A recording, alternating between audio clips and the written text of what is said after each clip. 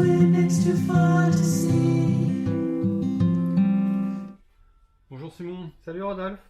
Alors donc là pour Halloween tu nous as préparé une petite spécialité, Oui. pas très ragoûtante mais quand même très sympathique et très drôle.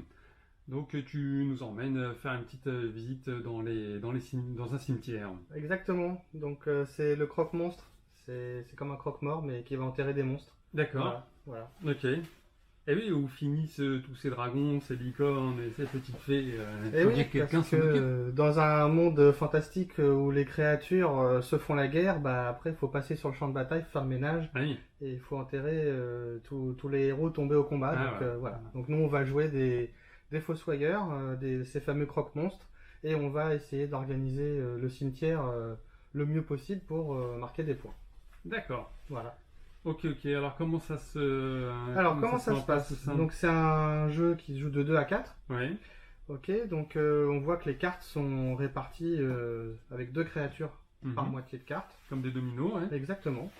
Donc, on va commencer la partie avec 5 cartes en main. On va en choisir une secrètement chacun qu'on va révéler en même temps. Mhm. Et ce sera notre premier espace de jeu qu'on va appeler la crypte personnelle. Et donc, dans cette crypte, on va poser des cartes jusqu'à avoir un carré maximum de 3 sur 3. Mhm. Et à chaque tour de jeu, tout simplement, on va poser une carte d'abord dans sa crypte, puis une carte dans la fosse commune. La fosse commune, ce sont les cartes qui sont installées au début de la partie, et on doit agrandir cette fosse commune d'une carte, d'une demi-carte en fait, D'accord, ouais. par joueur, par tour. Ok. Voilà, donc la fosse commune qui est centrale va s'agrandir, et notre crypte va s'agrandir, mais elle est limitée quand même en espace. Tout ça, ça va servir à quoi? Ça va servir qu'au bout d'un moment, dans la partie, si on estime qu'on a suffisamment de créatures pour faire un décompte, et ben on va pouvoir réclamer en additionnant le croque-monstre et la créature de son choix dans sa crypte personnelle et dans la fosse commune, et l'addition va nous donner un score, et on va essayer de récupérer les stèles de score qui sont ici, par la couleur ou par la créature avec laquelle on veut mettre des points.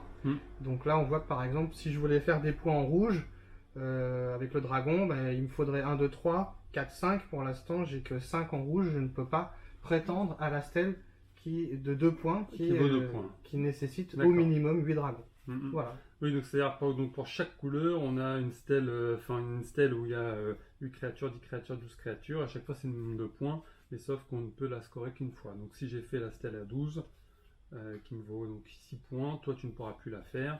Voilà, et toi tu ne pourras plus revenir dans cette couleur. Parce qu'elles sont uniques et on ne peut en scorer qu'une par couleur. Ou par créature, comme on veut. Mais donc si je fais 2 points en violet, et que plus tard la configuration de jeu me permettrait de marquer 10 points, c'est trop tard. Donc voilà. Donc un joueur qui va rusher va pouvoir peut-être mettre fin à la partie plus rapidement, puisque la fin de partie se déclenche quand un joueur a les 5 couleurs de stèle, ou quand on ne peut plus piocher de cartes dans la pioche. Ok. Pour remettre des cartes à la disposition pour les joueurs. Parce que évidemment, comme on doit avoir 4 cartes en main à chaque tour, à la fin de mon tour, comme j'ai joué 2 cartes, je vais reprendre 2 cartes. Soit une carte face visible de la rivière, soit une carte face cachée du dessus de la pioche. Voilà. Et on va jouer comme ça. Donc la fin de partie, on a dit, c'est quand un joueur a les 5 couleurs de stèle, ou quand on ne peut plus piocher. Donc on peut tenter la technique du rush et d'avoir les 5 stèles à 2 points, mais ça fait pas beaucoup de points, ou prendre des risques, construire sa crypte personnelle et puis étendre le cimetière pour avoir un grand ensemble de couleurs ou de créatures pour essayer de viser la stèle qui fait le maximum de points. Par contre, un joueur peut nous voler la stèle sous le nez s'il fait la même couleur, etc. Donc il faut être attentif à ce que font les autres joueurs autour de la table. Ok, Voilà. donc là tu t'apprêtes à scorer. Voilà. Donc là, si je fais mon tour de jeu classique, donc je pose d'abord une carte dans ma crypte personnelle. Je respecte bien le carré de 3 sur 3, c'est ok. Et une carte dans la fosse commune. J'agrandis bien la fosse d'au moins d'une demi-carte. Et donc là, je vais pouvoir compter en rouge, puisque j'ai posé une carte avec un symbole rouge. Le dragon, 2, 4, 6, 8, 10, 11. Ok. Et donc là, tu t'apprêtes. Donc là, tu vas pouvoir scorer la 10, mais Oui. tu loupes de peu la 12. Exactement. Donc j'aurais pu prendre le risque de laisser cette configuration pour qu'il y ait plus de dragons rouges et attendre mon prochain tour pour aller plus loin dans les points, mais je risque de perdre cette stèle à 4 points. Je préfère assurer le coup, prendre 4 points et voilà. Par contre, je ne pourrai plus y revenir parce que j'ai joué en rouge, j'ai déjà scoré en rouge, je ne pourrai plus y D'accord. revenir. Mais moi, par contre, je vais profiter des cartes que tu as mises dans la fosse commune. Exactement. Si de mon côté aussi, j'ai accumulé des cartes dragons. Exactement. Ok, d'accord. Bah écoute, je crois on a l'essentiel, on sait comment on joue, on sait comment on gagne des points. Et donc, t'as expliqué comment aller arriver à la fin de partie. Oui. Du coup, ça sort quand? Donc ça sort pour Halloween, ça sortira le 30 octobre 2020. Le prix public conseillé c'est 15 €. D'accord. Voilà, c'est pour 2 à 4 joueurs.